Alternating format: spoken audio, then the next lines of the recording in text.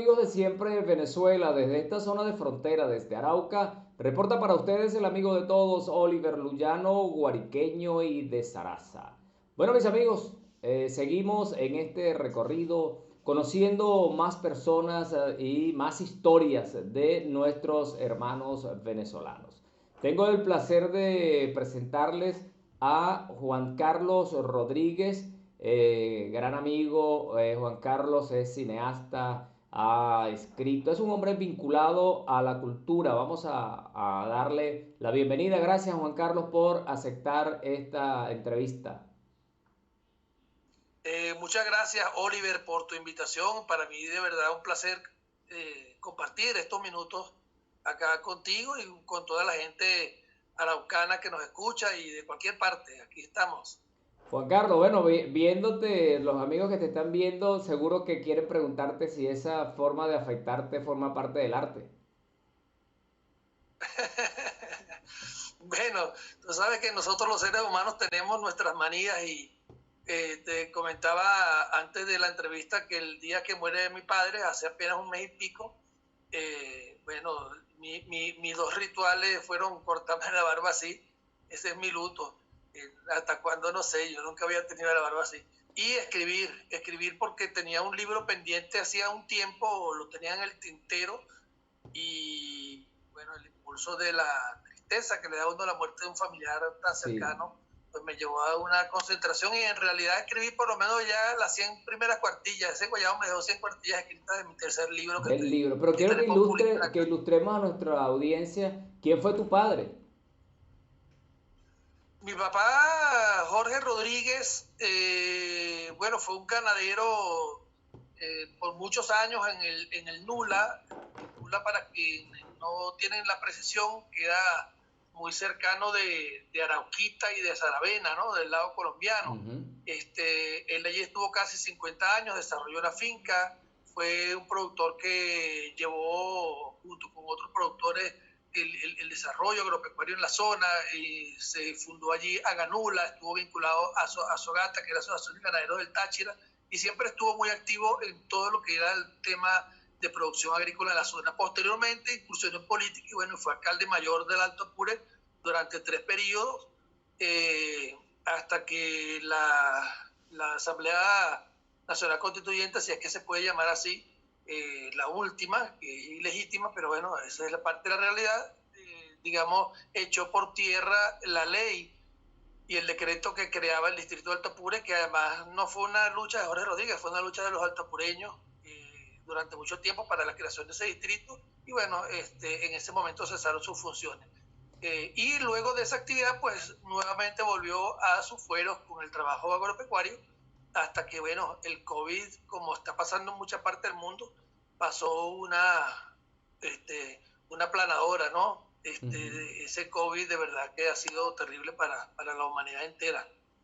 Tú que has sido afectado directamente por la muerte de tu padre, ¿qué podemos decirle a la audiencia con respecto a, a esta pandemia tan terrible? Bueno, lo primero es que en realidad hay que tener sumos cuidados, sobre todo a las poblaciones que tienen ya 50 o 60 años en adelante, con más razón, pero todo, porque por ejemplo un niño es un vector de contaminación muy rápido, el niño no le afecta casi el virus, a veces ni lo sienten o sienten apenas unos pequeños malestares que pueden durar un día o dos, pero entonces ellos sin querer pues pueden llevar el virus al seno de su familia, donde hay tíos, abuelos.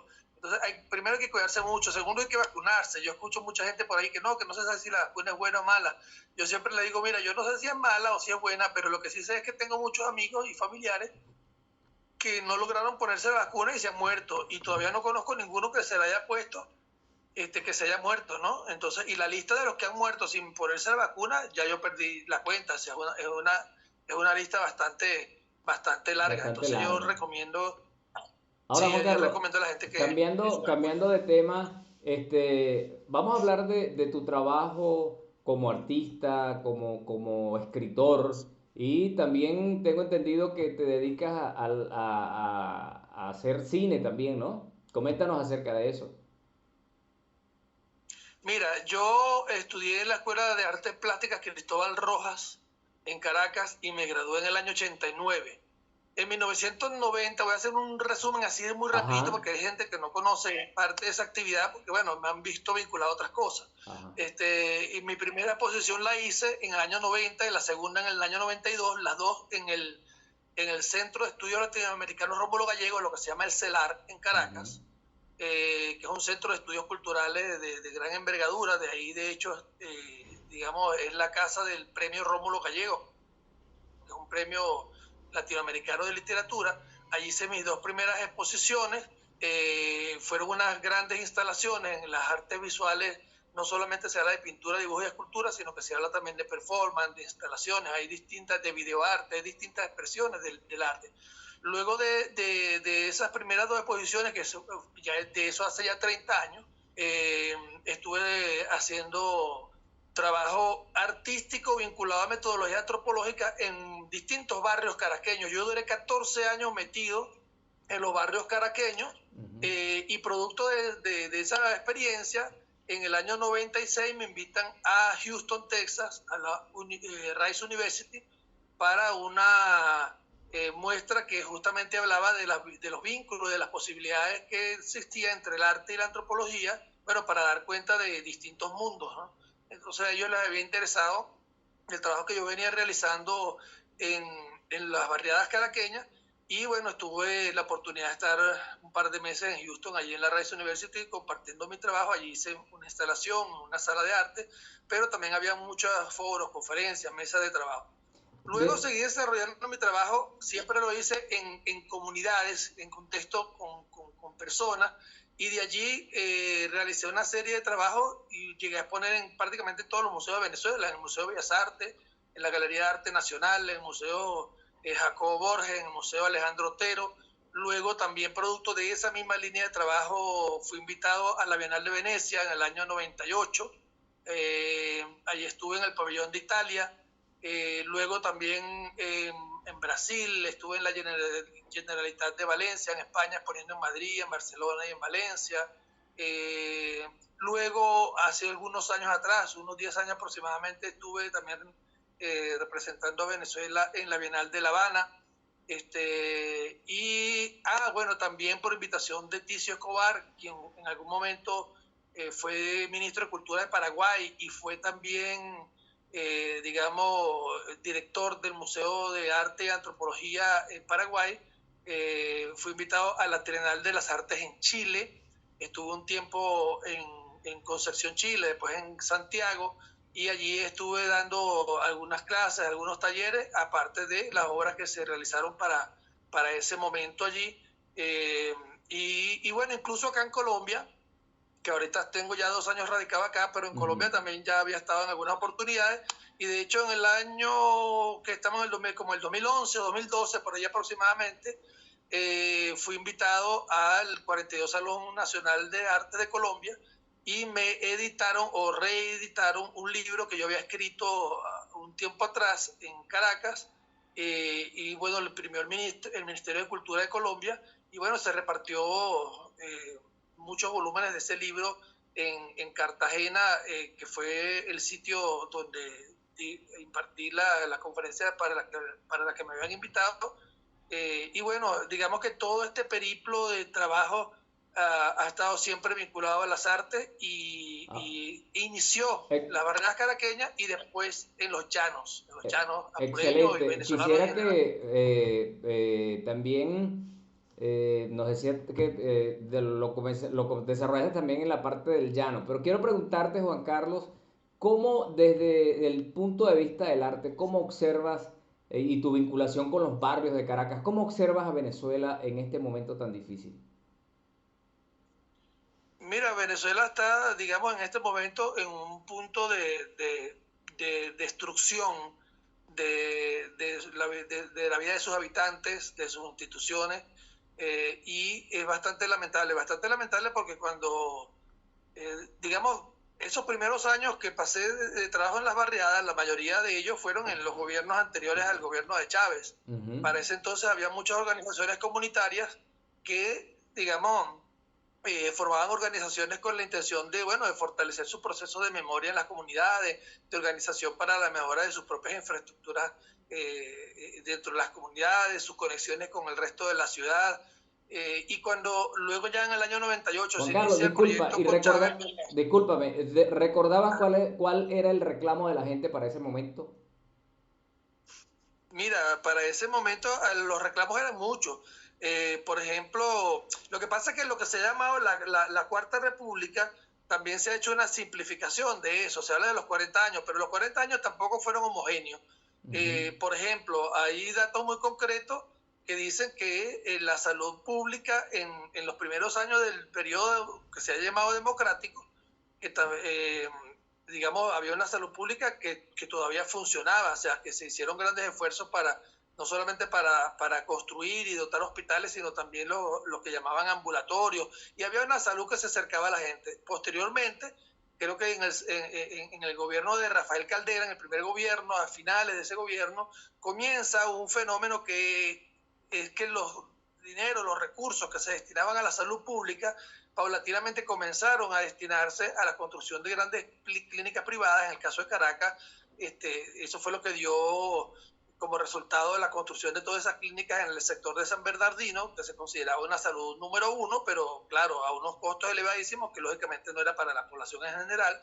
Y con el tiempo fue desmejorando la atención de salud. Fíjate que yo estuve 14 años en los barrios de Caracas trabajando, y durante ese tiempo esos ambulatorios ya no funcionaban, casi ninguno, y además no se veía presencia médica en las comunidades atendiendo a la gente. Y si uno ve que en Caracas el 70% de la población vive en barrios y no tienen salud pública garantizada por el Estado, lógicamente eso iba a causar malestares y había la necesidad de un cambio en el país.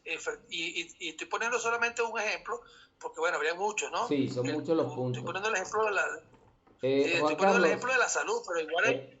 vamos, bueno, quisiera también que tú que has estado por tu familia, la vinculación por allá por el Nula, ¿cómo ha sido la relación de Venezuela, de los venezolanos y los colombianos? ¿Cómo la podemos describir? Mira, eso es una relación muy histórica, y es muy histórica porque si hablamos de tiempos precolombinos, acá por ejemplo en lo que es la zona de Bogotá o específicamente Cundinamarca, estaban las comunidades indígenas que estaban asentadas acá, digamos, tenían ciertos vínculos con comunidades de los Andes venezolanos, específicamente lo que se llaman los timotocuicas, pero además también se sabe que habían conexiones hacia las zonas amazónicas, incluso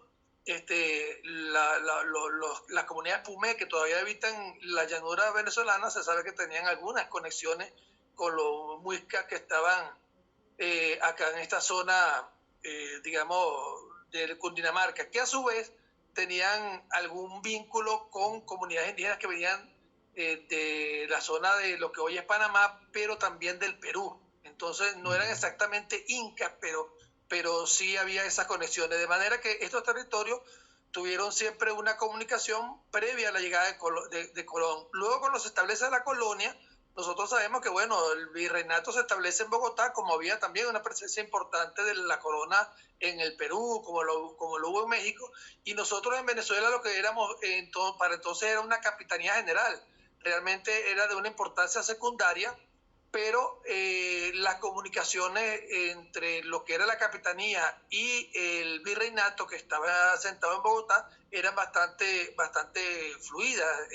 Es decir, quienes venían de España, de las Islas Canarias, de toda esa zona, pues recorrían toda esta geografía, y existía también pues una lógica que nos comunicaba. De hecho, cuando se hace la campaña de la independencia, ¿por qué Bolívar se viene hacia Bogotá? Bueno, porque él sabía que él no podía combatir a la corona solamente en los terrenos de la capitanía, porque, bueno, simplemente el ejército español se reagrupaba en Bogotá y volvían O sea a retomar el control Colombia de la o Bogotá capitanía. para ese momento era una zona estratégica, ¿no?